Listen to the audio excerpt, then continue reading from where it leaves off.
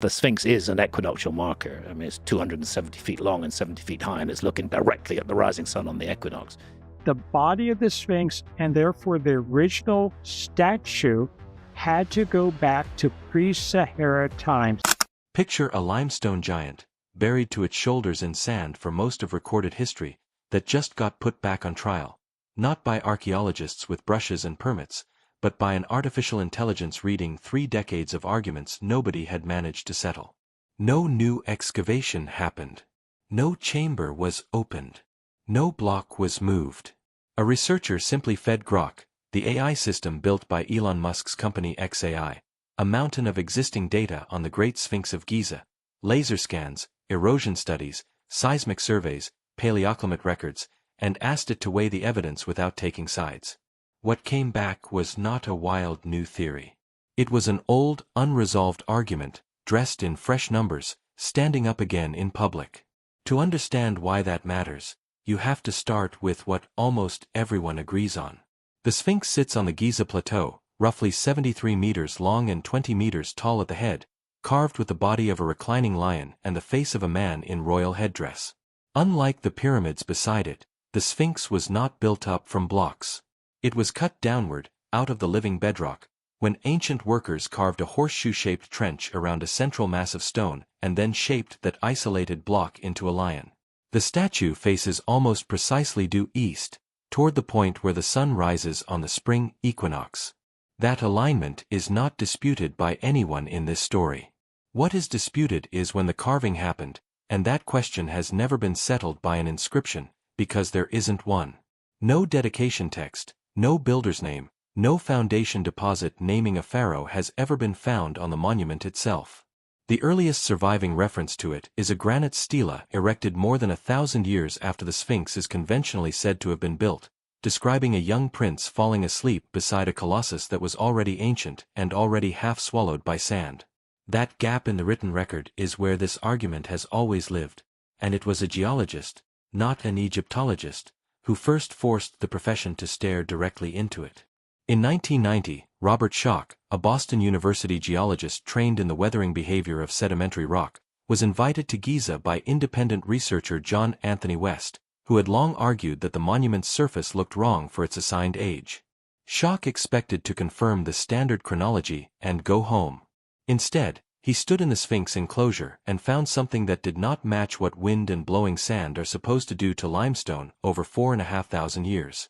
The trench walls did not show the sharp, undercut, laterally scoured pattern typical of sandblasting. They rolled.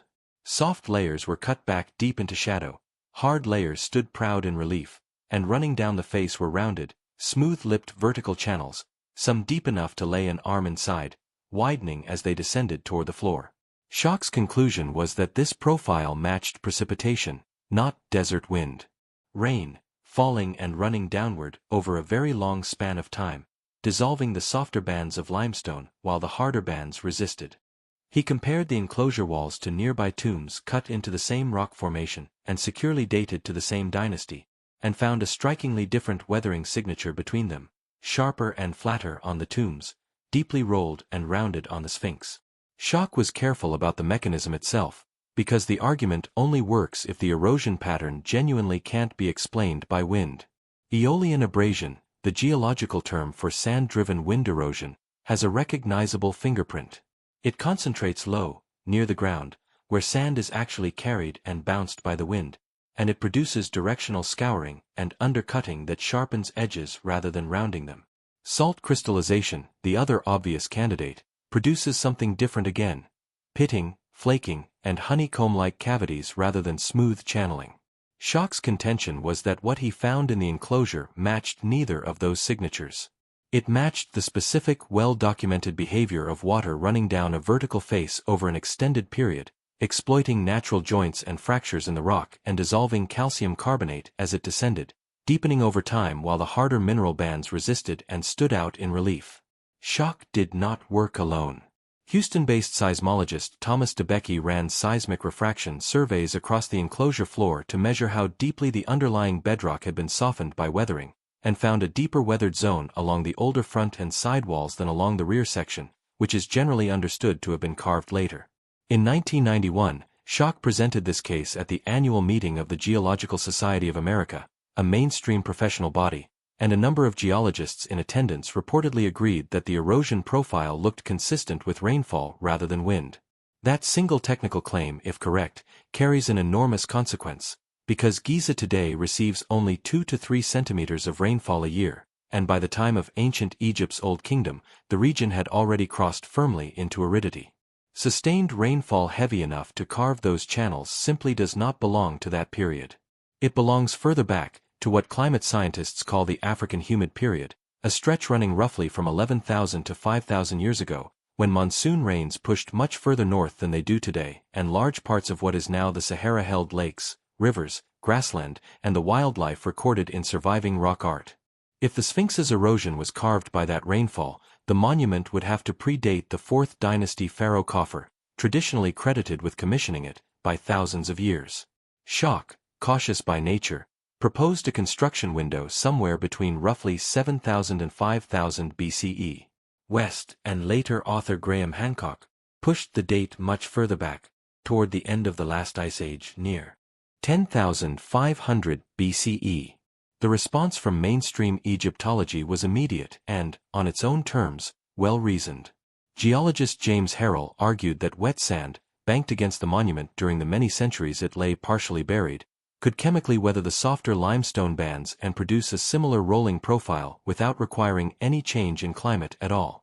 Conservator and geologist K. Lal Gori, who studied the Giza limestone directly, pointed out that the Mokattam formation the Sphinx is carved from is naturally inconsistent, alternating between hard and soft beds with varying porosity, meaning groundwater, dew, and salt crystallization could weather it unevenly regardless of rainfall. And Mark Lehner, the American Egyptologist who has produced the most detailed physical survey of the Sphinx ever undertaken, joined by Egyptian archaeologist Zahi Hawass, raised the objection that has never been comfortably answered by the water erosion camp. If the monument were carved 7 or 10,000 years earlier, there should be a civilization attached to it. Tool marks, quarry debris, settlement remains, pottery, burials, something. Giza is among the most intensively excavated sites on the planet, and no occupation layer from that earlier era has ever surfaced there. Geology pointed one way. Archaeology pointed the other. Neither side could dislodge the other, and for 3 decades the argument simply went quiet and then resurfaced, unresolved, again and again. It is worth pausing on why that particular standoff proved so durable, because it says something about how expertise actually functions. A geologist who has spent a career studying weathering mechanisms and staked a public reputation on a rainfall reading has 30 years of professional identity wrapped into that conclusion. An Egyptologist who has spent an equally long career reconstructing the logistics of Old Kingdom labor, quarrying, and settlement carries just as much invested weight on the opposing side. Neither of them is being dishonest. Both are doing exactly what trained experts do, which is interpreting ambiguous evidence through the lens of everything else they know to be true, and human beings are remarkably good at arriving at the reading that lets them remain who they've always been professionally. That isn't a flaw unique to this argument. It's simply how specialized knowledge works, and it's precisely the kind of bottleneck that a system with no career, no tenure, and no conference to face in the spring doesn't share. This is the exact impasse that was eventually handed to Grok, along with high-resolution photogrammetry and laser scan data of the Sphinx body and enclosure walls, the full published record of Schoch, Dobecki, Harrell, and Gori's competing conclusions, paleoclimate reconstructions of North Africa stretching back 20,000 years, laboratory data on how limestone of varying porosity degrades under rain, wind, salt, and capillary moisture, and decades of subsurface surveys and historical photographs showing the monument at different stages of excavation. The system was not told which side was correct. It was asked to catalog the erosion patterns and compare them against the known signatures of wind abrasion, salt crystallization, and rainfall. According to reports of the analysis, the comparison came down on the side of precipitation, with the vertical channeling, the rounding, and the way the profile tracked the alternation between hard and soft rock layers matching a rainfall signature more closely than a wind or salt signature. A confidence figure near 95% has circulated in connection with the finding, though it's worth being clear that this number comes from an AI-assisted analysis, not a peer-reviewed paper, and should be treated with appropriate caution rather than as settled science. The system reportedly went further, estimating that producing that depth of channeling, given known limestone dissolution rates and modeled Holocene rainfall volumes, would require centuries of sustained exposure to conditions far wetter than modern Giza has ever experienced. Once that erosion question was reopened, a second anomaly that has been visible to every tourist for thousands of years came back into focus: the proportions of the head. Stand at the flank of the Sphinx and the body reads as enormous, a low ridge of stone running 73 meters with legs longer than a bus. Then the eye reaches the head, and it is small. Not obviously strange from a straight-on photograph, but unmistakable from the side, where the neck narrows sharply against the swelling shoulders, like a full-scale lion wearing a scaled-down human face. Ancient Egyptian art followed a rigorous, mathematically enforced proportional system across centuries of workshops, which makes a genuine anomaly like this hard to dismiss as artistic license.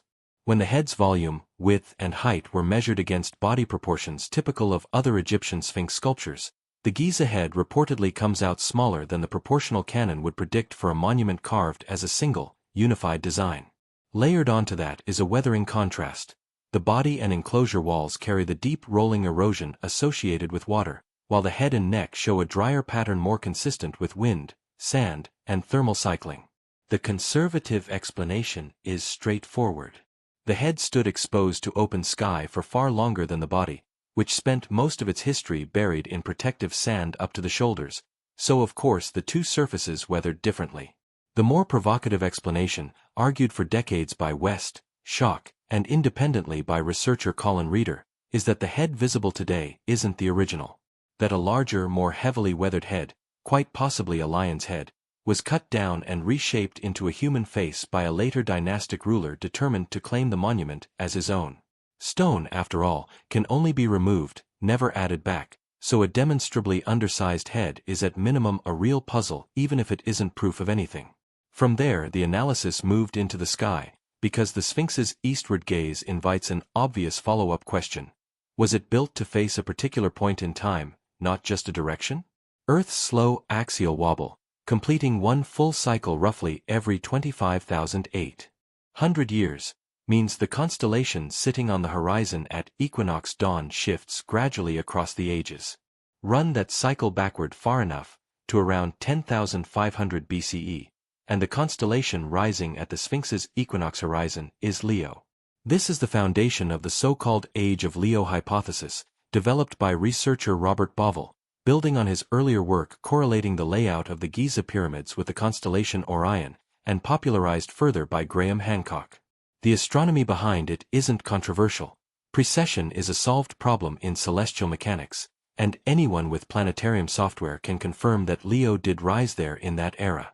What professional astronomers and Egyptologists dispute is the interpretation, since there's no surviving evidence that ancient Egyptians organized their sky the way the later Greek-derived zodiac does. No text describing the Sphinx as built to face a rising lion, and precession, run across 25,000 years, will always put something notable on the horizon somewhere.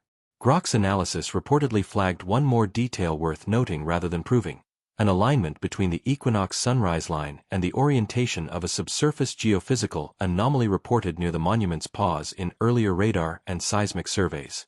That anomaly is real data, gathered over decades of legitimate geophysical work at the site, but limestone is naturally riddled with dissolution cavities that can look deceptively regular on a scan, and no anomaly has ever been confirmed as an actual chamber.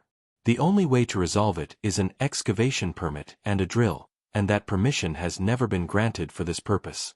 The final thread the analysis pulled on was stonework precision itself, comparing joint tightness, surface flatness, and angular accuracy across various ancient Egyptian structures over time. The unsettling pattern it surfaced is one some researchers have pointed to for years. In certain lineages of ancient construction, precision does not steadily improve with time the way most people assume technology should. Some of the oldest core masonry at Giza, particularly in the Valley Temple, shows joints closed so tightly that a blade cannot be slid between the blocks, a level of fit that later dynastic work arguably never exceeded. Mainstream archaeology has a reasonable answer for this too, namely that precision reflects available resources and priorities rather than lost knowledge. and that the Fourth Dynasty poured extraordinary national wealth into cut stone in a way later dynasties, spending on temples and armies instead, simply didn't replicate.